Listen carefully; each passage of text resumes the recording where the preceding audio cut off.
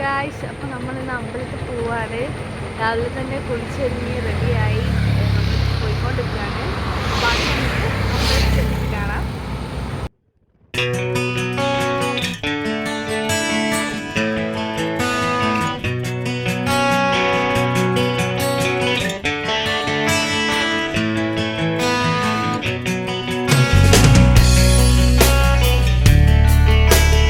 അപ്പോൾ നമ്മൾ പോകുന്ന വഴിക്ക് മേൽപ്പേരി ക്ഷേത്രത്തിൻ്റെ ബോർഡാണ് കാണുന്നത്.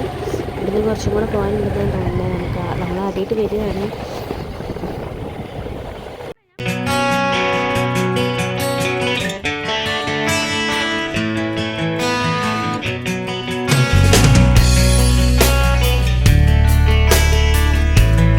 ഹലോ ഗായ്സ്, അപ്പോൾ നമ്മളിവിടെ പൈനി എത്തിയിട്ടുണ്ട്.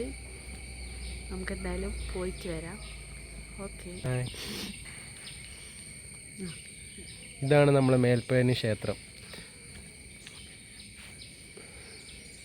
നല്ല മനോഹരമായൊരു പ്രദേശം അല്ലേ. നമുക്കിനി അമ്പലത്തിലേക്ക് അവിടെ എത്തിയിട്ട് കാണാം.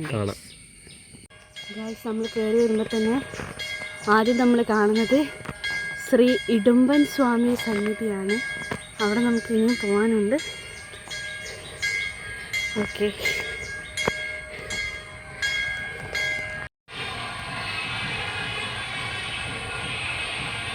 നമ്മളപ്പോൾ മേൽപ്പൈനി ക്ഷേത്രത്തിൽ എത്തിയിട്ടുണ്ട്. ഇവിടെ നമുക്ക് മൊബൈൽ ഫോട്ടോഗ്രാഫി അങ്ങനത്തെ കാര്യങ്ങളൊന്നും അലൗഡ് അല്ല. അതുകൊണ്ട് നമുക്ക് കുറച്ച് വീഡിയോ അല്ലെങ്കിൽ കുറച്ച് ഫോട്ടോസ് മാത്രമേ എടുക്കാൻ പറ്റിയിട്ടുള്ളൂ.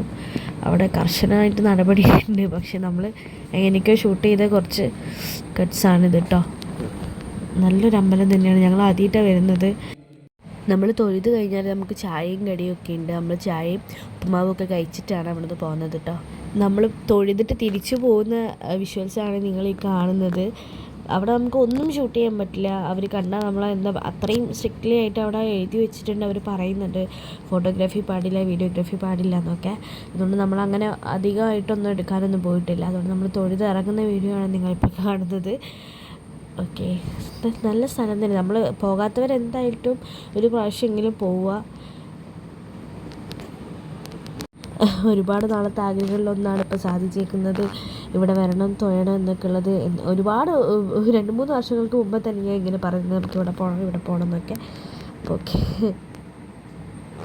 തിരിച്ചിറങ്ങുന്ന വഴിയാണ് കാണുന്നത്. നിറയെ കാട് മൂടിയിട്ട് അതിന് നടുവിലൂടെ ഒരു നടപ്പാത മാത്രം. നല്ല ഭംഗിയാണ് കാണാൻ. നമ്മൾ